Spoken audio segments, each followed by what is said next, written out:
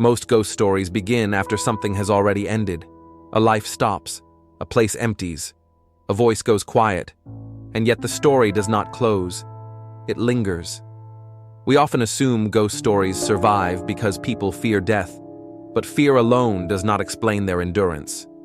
Many fears fade as understanding grows. Ghosts do not. They persist even when belief weakens, even when evidence fails to appear, even when the stories contradict one another. That persistence suggests something quieter at work. Not terror, but an unresolved question that refuses to settle. This episode examines why ghost stories continue to surface across centuries and cultures, even as explanations multiply. Not to decide whether ghosts are real, not to catalog folklore or prove origins, but to sit with the uncertainty itself, to observe what keeps returning when certainty does not. The focus is not on what haunts places, it is on what refuses to leave them. Written accounts of ghostly encounters appear early in recorded history. Ancient writers describe figures seen at night. Roman letters mention sounds in empty houses. Medieval chronicles record familiar faces appearing after burial. These accounts vary widely. Different beliefs, different languages, different assumptions about the world.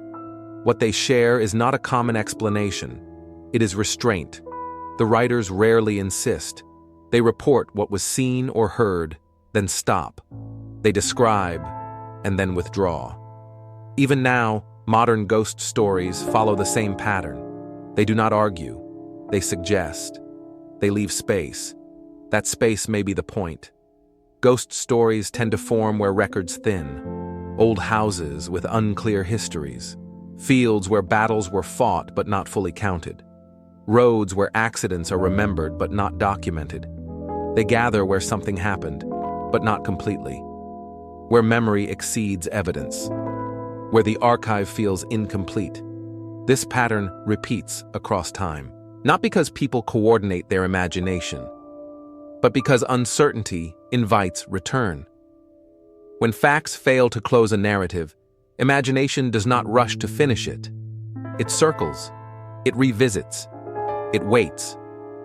In many traditions, ghosts are not violent or monstrous. They are unfinished. They linger because something was interrupted. A death arrived too quickly. A farewell never occurred. A task remained undone. These stories rarely focus on spectacle. They emphasize disruption. A routine repeated without purpose. A presence felt but not confirmed. The ghost appears briefly, then vanishes. The meaning remains suspended. Even skeptical retellings preserve this structure. A witness hears something, investigates, finds nothing. The story ends without explanation.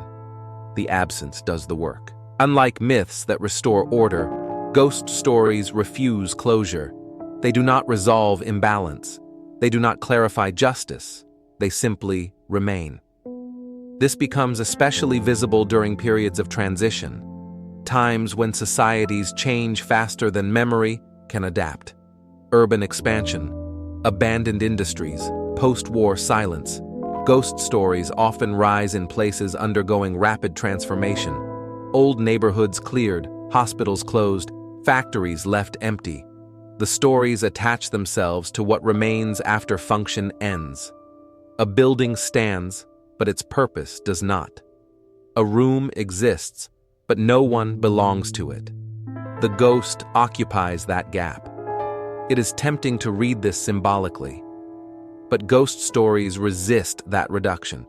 They do not behave like metaphors. They behave like reminders. They draw attention to what was present and is now missing, without explaining why that absence matters. In some traditions, ghosts are described as confused. They repeat familiar actions. They walk known paths. They return to places they once belonged. Repetition appears again and again, not as punishment, as inertia. The dead in these stories are not driven by intention. They are stalled. That detail shifts the tension away from fear, toward recognition. To encounter a ghost is not necessarily to face danger. It is to encounter something that does not know it has ended. This uncertainty mirrors a human condition more than a supernatural one. Witnesses often describe hesitation rather than panic. They pause, they question their senses, they doubt their own perception. Many ghost stories include a delay before belief forms. The experience begins as confusion. Only later does it become a story. That delay preserves ambiguity. It keeps doubt inside the narrative. The story survives because it carries that doubt forward. As scientific explanations expanded, ghost stories did not vanish. They adapted. Hallucination, memory error, environmental sound. These explanations address mechanisms. They do not address persistence. People continue to tell ghost stories even when they reject them literally. They preface them with disclaimers. They smile uneasily before speaking, and still, they tell them. This suggests that belief is not the primary force. Meaning is. Ghost stories act as containers for unresolved experience. They hold what could not be processed when it occurred: a sudden loss, a missing body, a conversation that never happened. When events outpace understanding, stories slow them down. They allow return. They allow repetition. Personal ghost stories make this especially clear. A loved one seen briefly after death. A familiar presence felt in an empty room. These stories are often shared quietly. They are not defended. They are offered, then released. The teller does not ask for agreement. They ask to be heard. And often they stop before interpretation begins. That restraint is consistent. Ghost stories rarely demand belief. They tolerate skepticism. They survive disbelief. This tolerance may explain their endurance. They do not require alignment. They invite reflection. Unlike legends that create shared conviction, ghost stories create shared uncertainty. The listener is not recruited. They are unsettled. And that unsettled feeling does not seek resolution. It seeks acknowledgement. Across cultures, ghosts appear most often at thresholds.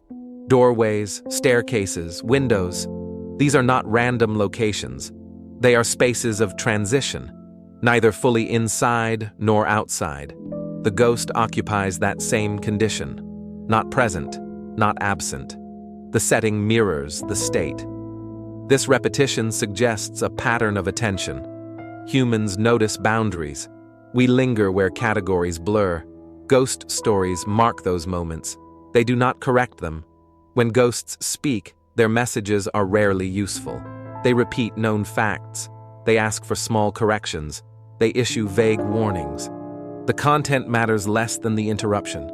The ghost does not bring new information. It confirms that something remains unresolved. Even when ghosts are portrayed as hostile, the structure remains. Their actions lack clarity. Their motives remain unclear. They repeat rather than progress. The story circles instead of advancing. This circular motion separates ghost stories from horror. Horror escalates. Ghost stories hover. They return to the same sound, the same figure, the same moment. The repetition does not increase fear, it deepens uncertainty. This uncertainty allows the story to cross generations. Each listener inherits it without obligation. No decision is required, only attention. There is also a quiet disruption of time at work. Ghost stories collapse past and present. What was is not finished being. The past appears without explanation, not as memory, but as presence. This challenges the assumption that time moves cleanly forward. It suggests residue, that some experiences leave traces not easily contained by chronology. Whether this is taken literally does not matter. The pattern persists regardless. In places marked by loss, ghost stories often preserve memory where records fail. They remember when documents do not. They carry names that archives forget, but they do so without clarity. They keep memory alive by keeping it incomplete. Incompleteness prevents closure. Closure ends stories. Ghost stories depend on openness. Even modern storytelling struggles with this. Explanations weaken the ghost. Once meaning is fixed, the story ends. The most enduring ghost stories stop before explanation. They end where uncertainty remains intact. This is not accidental. It is structural. To explain a ghost is to remove the tension that sustains it. Once resolved, repetition is no longer needed. Unresolved experiences behave differently. They return. Ghost stories may be one way cultures acknowledge what remains unfinished, without solving it, without dismissing it. They allow something unresolved to stay present without definition. That allowance is rare. Modern life favors clarity, categories, outcomes. Ghost stories resist this impulse. They occupy a space that refuses completion. They say, "Something happened here, and we do not know how to finish it."